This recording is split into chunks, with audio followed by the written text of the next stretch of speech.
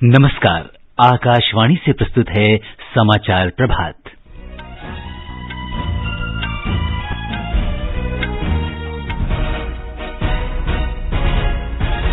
प्रधानमंत्री नरेंद्र मोदी आज सुबह 11 बजे वैश्विक आवासीय प्रौद्योगिकी चुनौती भारत के तहत लाइट हाउस परियोजनाओं की आधारशिला रखेंगे। सरकार ने राष्ट्रीय राजमार्गों पर टोल प्रभार पूरी तरह से फास्टैग के माध्यम से लेने की अनिवार्यता की तारीख 15 फरवरी तक बढ़ाई। सरकार ने देश में कोविड टीकाकरण के लिए 83 करोड़ सिरिंज की खरीद के आदेश दिए। राष्ट्रव्यापी टीकाकरण का पूर्वाभ्यास कल से शुरू होगा। केंद्रीय माध्यमिक शिक्षा बोर्ड सीबीएसई की 10वीं और 12वीं की परीक्षाएं इस वर्ष 4 मई से। विश्व भर के देशों में नववर्ष 2021 का आतिशबाजी के साथ स्वागत और उत्तरी भारत में शीतलहर तेज हुई।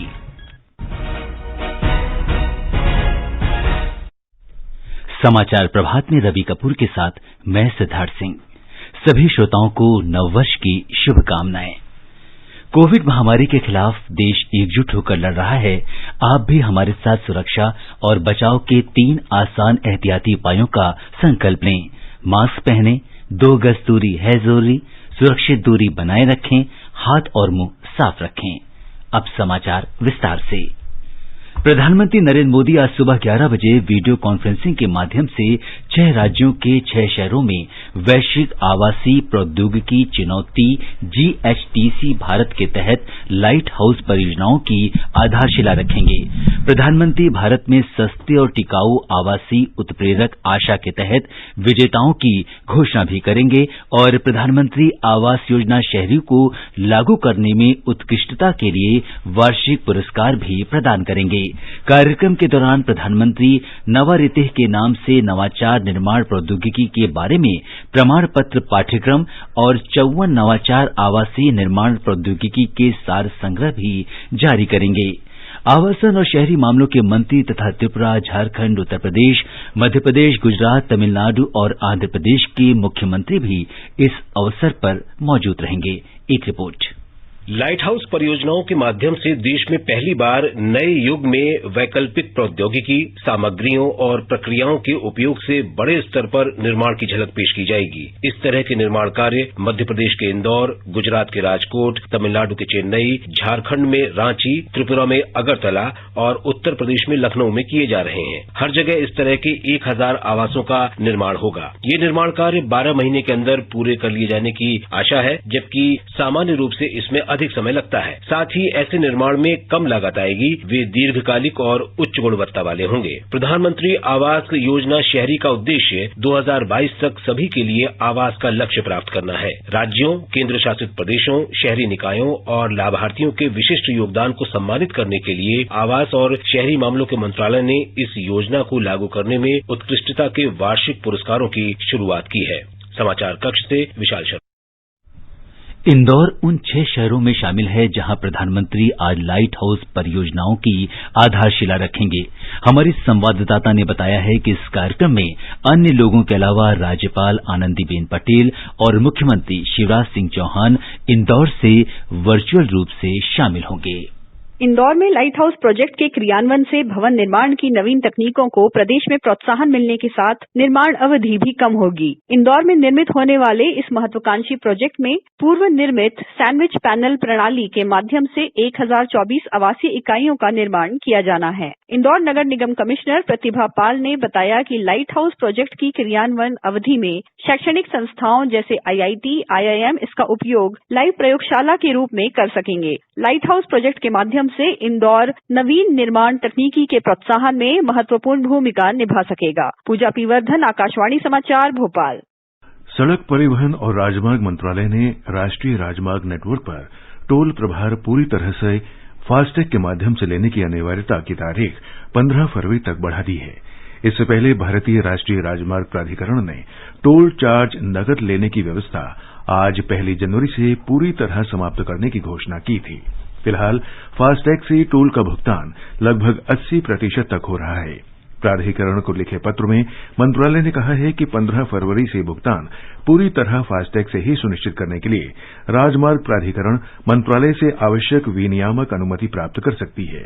टोल प्लाजा पर नकदी का उपयोग बंद करने के लिए दोनों तरह एक एक लेन को छोड़कर बाकी सभी लेन में सिर्फ फास्टैग से भुगतान लिया जाए।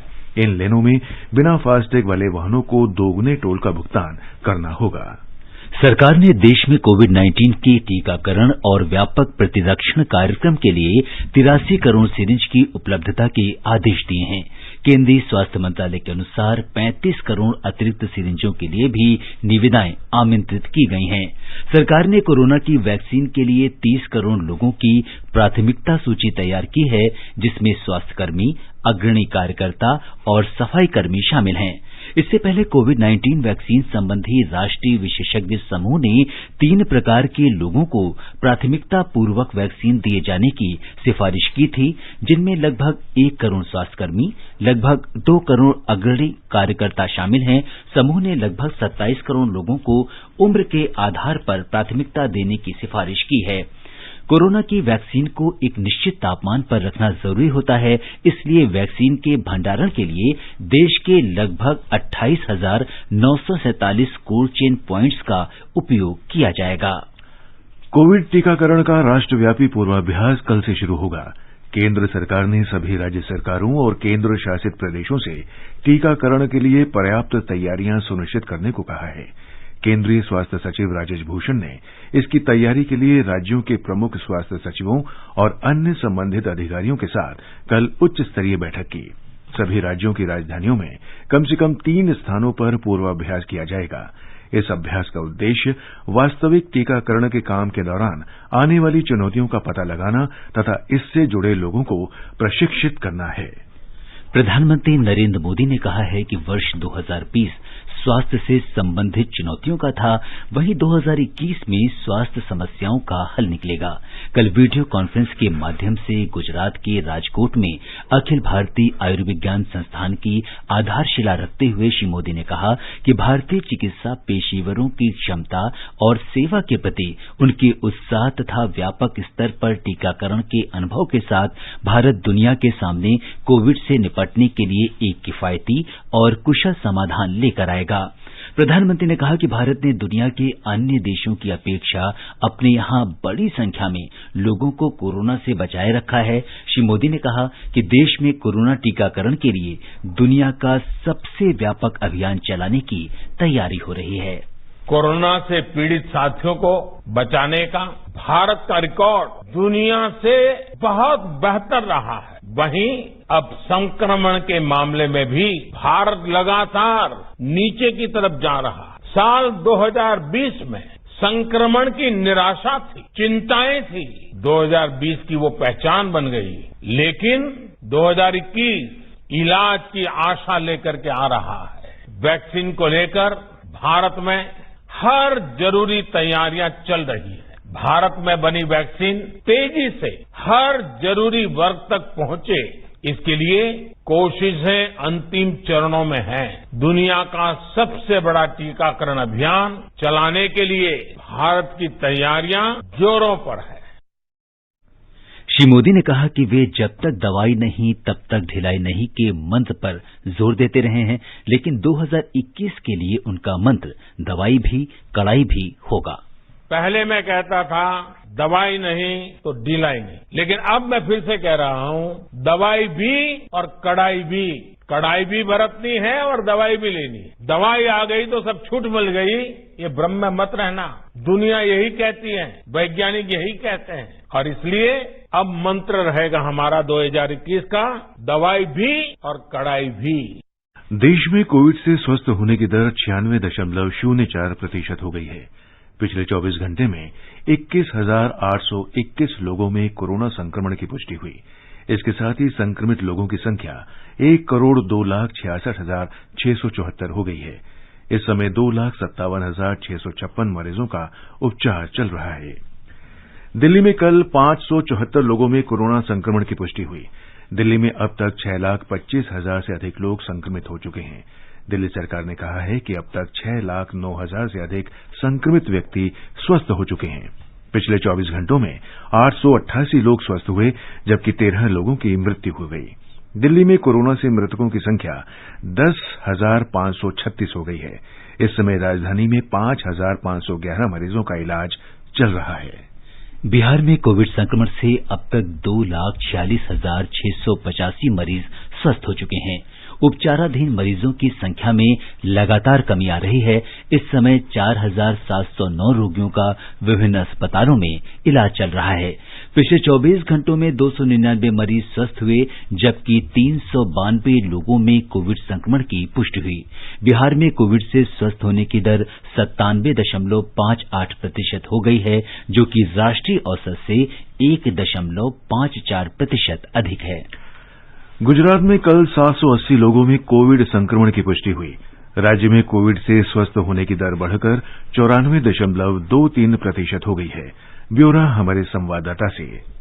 गुजरात में कोविड-19 संक्रमण के अब तक 2,43,038 मामले सामने आ चुके हैं, जिसमें से 2,30,893 मरीज ठीक हो चुके हैं। कल 916 मरीजों के ठीक होने के साथ अस्पतालों से छुट्टी दी गई। राज्य में अब तक 96,52,000 से अधिक लोगों का कोविड-19 के लिए परीक्षण किया जा चुका है। संक्रमण के सबसे अधिक 160 नए मामले कल अहमदाबाद में दर्ज हुए, जबकि सूरत में 145 मामले सामने आए। राज्य में इस वक्त 9,839 सक्रिय मामले हैं, जिसमें से 61 मरीजों को वेंटिलेटर पर रखा गया है। कल 4 मरीजों की मृत्यु के साथ राज्य में कोविड-19 से जान गंवाने वाले मरीजों की संख्या 4,306 हो गई है। इस बीच अहमदाबाद, वडोदरा, सूरत और राजकोट में लगाया गया रात्रि कर्फ्यू अब 14 जनवरी तक बढ़ा दिया गया है। इन 4 शहरों में रात्रि कर्फ्यू अब रात को 9 के बजाय 10 बजे से लागू होगा। योगेश पंड्या, आकाशवाणी समाचार, अहमदाबाद। कर्नाटक में कल कोरोना के 952 नए रोगियों की पुष्टि हुई, जबकि 1,282 लोग स्वस्थ हुए। कर्नाटक में फिलहाल कोरोना के 11,271 मरीजों का इलाज चल रहा है। राज्य में 9 मरीजों की मृत्यु हो गई और इसके साथ ही वहां कोरोना से मरने वालों की संख्या बढ़कर 12,090 तक पहुंच गई है। कर्नाटक में कल 1,15,451 लोगों की कोरोना जांच की गई। तेलंगाना में पिछले 24 घंटों में 461 लोगों में कोरोना संक्रमण पाया गया। इसके साथ ही राज्य में कोविड संक्रमितों की संख्या 2,86,815 हो गई है। राज्य में कल 42,000 से अधिक जांचें की गईं। कल कोरोना से 617 लोग स्वस्थ हुए। राज्य में कोरोना से स्वस्थ होने की दर 97.43% हो गई है। अब तक 2,79,456 मरीज स्वस्थ हो चुके हैं। इस बीच आज सुबह जारी राज्य के चिकित्सा और स्वास्थ्य विभाग के बुलेटिन के अनुसार पिछले 24 घंटों में हैदराबाद में 108 लोगों में कोविड संक्रमण की पुष्टि हुई। रंगारेड्डी, मेडचल, बलकाजगिरी और करीमनगर जिलों में अधिक संख्या में कोविड संक्रमण होने की खबर मिली है। केंद्रीय माध्यमिक शिक्षा बोर्ड सीबीएसई की 10वीं और 12वीं कक्षाओं की परीक्षा 4 मई 2021 से शुरू होकर 10 जून को समाप्त होंगी। केंद्रीय शिक्षा मंत्री रमेश पोखरियाल निशंक ने कल बोर्ड परीक्षाओं की तारीखों की घोषणा की। व्यापक परामर्श करने के बाद अब हम लोग इस निर्णय पर पहुंचे हैं कि जो बोर्ड की परीक्षा है हमारी 4 मई से प्रारंभ हो जाएगी। हमको भरोसा है कि हम 10 जून तक इसको पूरा कर सकेंगे और परिणामों को घोषणा 15 जुलाई तक कर देनी चाहिए। श्री निशंक ने बताया कि 12वीं कक्षा की प्रयोगात्मक परीक्षाएं 1 मार्च 2021 से शुरू होंगी। उन्होंने विद्यार्थियों से बिना किसी तनाव के परीक्षा की तैयारी करने की अपील की है। बिना किसी तनाव के आप परीक्षा की तैयारी में जुटे। वक्त भी हमारे पास है और सीबीएसई ने वैसे भी इन परिस्थितियों में 30% पाठ्यक्रम को अपना कम किया और लगातार आपके साथ हम संवाद में हैं। सीबीएसई बोर्ड के चेयरमैन, पूरा तंत्र वो आपके साथ जुड़ा हुआ है। ये समाचार आकाशवाणी से प्रसारित किए जा रहे हैं। समाचार प्रभात में आपका फिर स्वागत है। आगे बढ़ने से पहले एक नजर मुख्य समाचारों पर। प्रधानमंत्री नरेंद्र मोदी आज सुबह 11 बजे वैश्विक आवासीय प्रौद्योगिकी चुनौती भारत के अंतर्गत लाइट हाउस परियोजनाओं की आधारशिला रखेंगे। सरकार ने राष्ट्रीय राजमार्गों पर टोल प्रभार पूरी तरह से फास्टैग के माध्यम से लेने की अनिवार्यता की तारीख 15 फरवरी तक बढ़ाई। सरकार ने देश में कोविड टीकाकरण के लिए 83 करोड़ सिरिंज की खरीद के आदेश दिए। राष्ट्रव्यापी टीकाकरण का पूर्वाभ्यास कल से शुरू होगा। केंद्रीय माध्यमिक शिक्षा बोर्ड सीबीएसई की 10वीं और 12वीं की परीक्षाएं इस वर्ष 4 मई से। विश्व भर के देशों में नववर्ष 2021 का आतिशबाजी के साथ स्वागत और उत्तरी भारत में शीतलहर तेज हुई। सरकार ने कहा है कि मौजूदा खरीफ मौसम में न्यूनतम समर्थन मूल्य पर धान की खरीद से 60,67,000 से अधिक किसानों को 90,502 करोड़ रुपए से अधिक का लाभ मिला है। कृषि मंत्रालय ने कहा है कि इस मौसम में पंजाब, हरियाणा, उत्तर प्रदेश, तेलंगाना, उत्तराखंड, तमिलनाडु, चंडीगढ़, जम्मू कश्मीर, केरल, गुजरात, आंध्र प्रदेश, छत्तीसगढ़, ओडिशा, मध्य प्रदेश, महाराष्ट्र, बिहार, झारखंड, असम और पश्चिम बंगाल से लगभग 480 लाख टन धान की खरीद की गई है। मंत्रालय के अनुसार सरकार न्यूनतम समर्थन मूल्य की मौजूदा नीति के आधार पर खरीफ फसलों की खरीद कर रही है। सरकार ने निर्यात वाली वस्तुओं पर शुल्क और कर जमा करने की योजना रोड टैप का लाभ आज से सभी निर्यात वस्तुओं पर देने का निर्णय लिया है। इसका उद्देश्य निर्यात को बढ़ावा देना है। अब इस योजना के अंतर्गत निर्यातकों से ली गई केंद्रीय, राज्य और स्थानीय कर की राशि लौटाई जाएगी। इन करों पर अब तक कोई छूट नहीं दी जा रही थी या उनका रिफंड नहीं हो रहा था। ये राशि सीमा शुल्क विभाग के पास निर्यातक के लेजर खाते में लौटाई जाएगी और इसका उपयोग आयातित वस्तुओं पर बुनियादी सीमा शुल्क के भुगतान के लिए किया जाएगा। वाणिज्य विभाग रोड टैप दर संबंधी अधिसूचना शीघ्र ही जारी करेगा। रोड टैप योजना का लाभ लेने के इच्छुक निर्यातकों को अपने बिल में प्रत्येक मद के लिए अपने इरादे की घोषणा करनी होगी। अधिसूचित दरें आज से ही लागू मानी जाएंगी। रक्षा मंत्रालय ने नौसेना की अग्रणी युद्धपोतों के लिए लिंक्स U-2 फायर कंट्रोल प्रणाली की खरीद करने के संबंध में भारत इलेक्ट्रॉनिक्स लिमिटेड के साथ एक समझौते पर हस्ताक्षर किया है।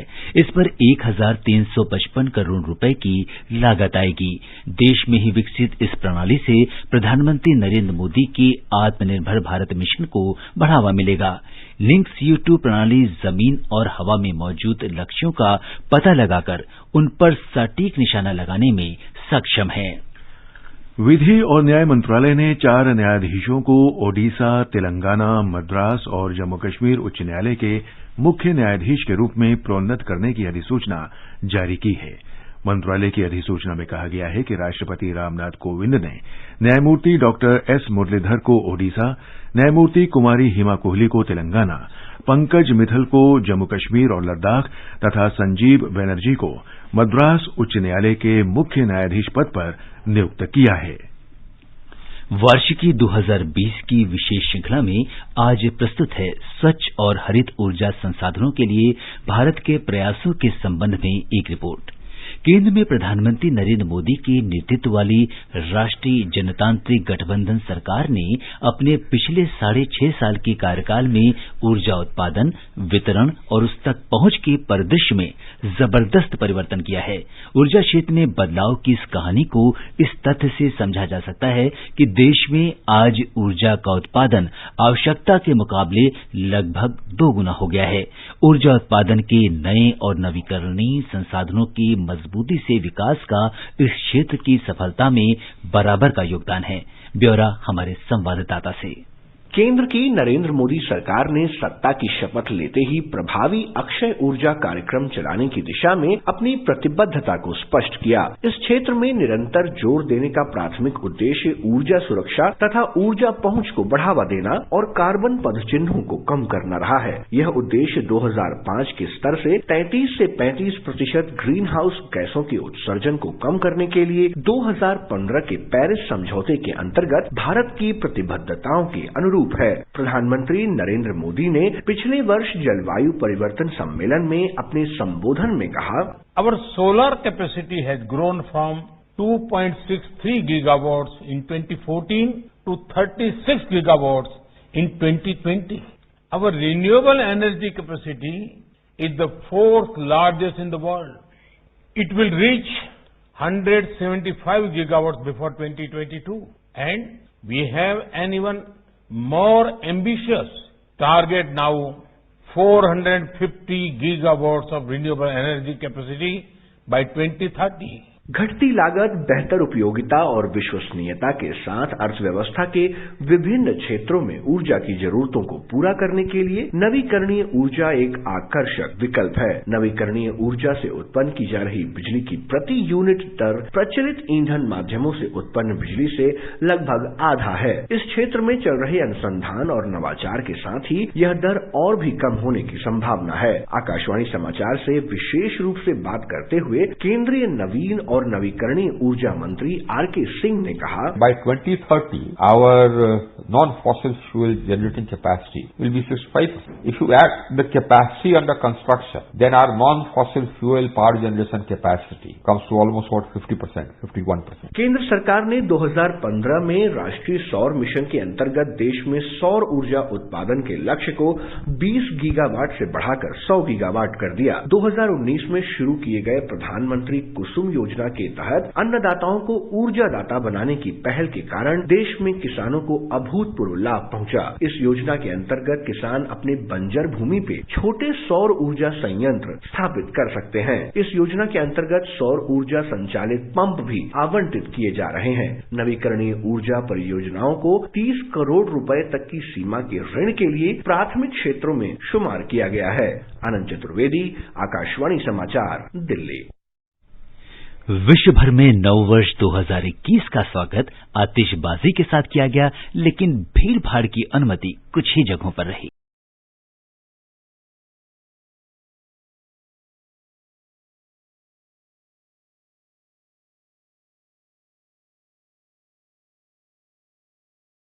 उन चुनिंदा देशों में से है जहां नववर्ष का स्वागत सबसे पहले किया गया। क्राइस्टचर्च के हिगले पार्क में नववर्ष के उत्सव के दौरान आतिशबाजी की गई। उधर ऑस्ट्रेलिया में सिडनी के ओपेरा हाउस और हार्बर ब्रिज पर आतिशबाजी के साथ नववर्ष के जश्न की शुरुआत हुई।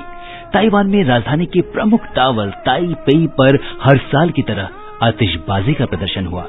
थाईलैंड में बैंकॉक के आइकॉन सियाम मॉल में आतिशबाजी का कार्यक्रम हुआ।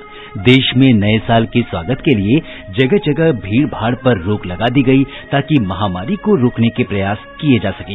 हांगकांग में विक्टोरिया हार्बर पर होने वाला कार्यक्रम और फरवरी में होने वाली वार्षिक चंद्र नववर्ष परेड भी रद्द कर दी गई है। जापान में नववर्ष के वार्षिक कार्यक्रमों में सम्राट नारुहितो और शाही परिवार के अन्य सदस्य शामिल नहीं हुए। टोक्यो में कार्यक्रमों और संगीत समारोह का आयोजन नहीं हुआ। केवल सेंसोजी मंदिर में घंटी बजाकर नववर्ष के शुरू होने की घोषणा की गई।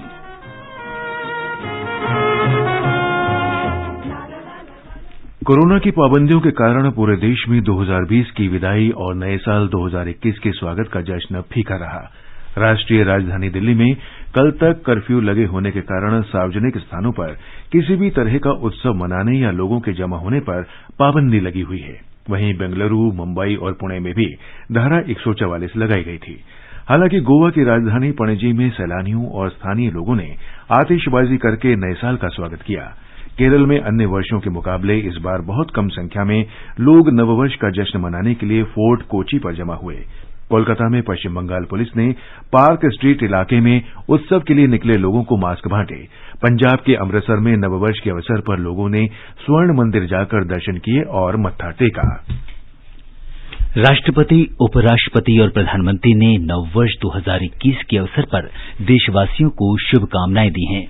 राष्ट्रपति रामनाथ कोविंद ने अपने संदेश में कहा है कि प्रत्येक नववर्ष नई शुरुआत का अवसर देता है और व्यक्तिगत तथा सामूहिक विकास की प्रक्रिया पर जोर देता है। उन्होंने कहा कि कोरोना महामारी के कारण उत्पन्न कठिन स्थिति में सभी लोगों को एकजुट होकर आगे बढ़ना होगा।